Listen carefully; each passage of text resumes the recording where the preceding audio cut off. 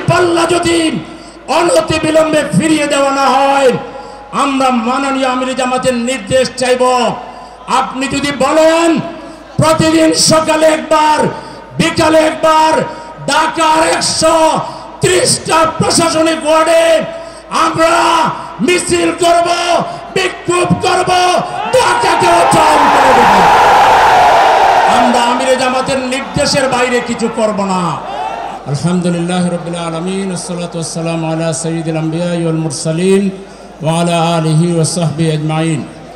আজকের এই বিশাল সমাবেশের মাননীয় সভাপতি উপস্থিত রয়েছেন বাংলাদেশ জামাত ইসলামীর সম্মানিত আমিরে জামাত জননেতা জনাব ডক্টর শফিকুর রহমান, মঞ্চে উপবিষ্ট অন্যান্য কেন্দ্রীয় নেতৃবৃন্দ, মহানগরী নেতৃবৃন্দ, আজকের এই বিশাল সমাবেশে উপস্থিত সর্বস্তরের জনতা, সংগ্রামী ঢাকাবাসী, দেশবাসী। আজকে 190 দিন পর বাংলাদেশ জামাত ইসলামী রাজপথে এসেছে।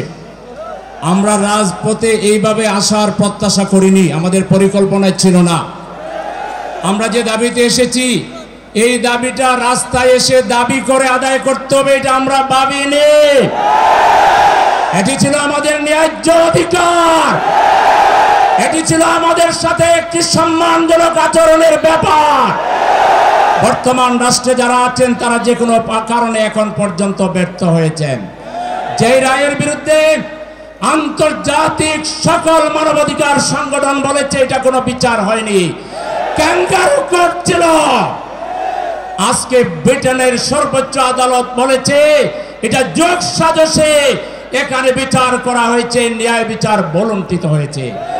এরপর তো এই সব কোন মামলাই থাকার কথা ছিল না, আমাদেরকে দাবি জানানোর কথা ছিল না।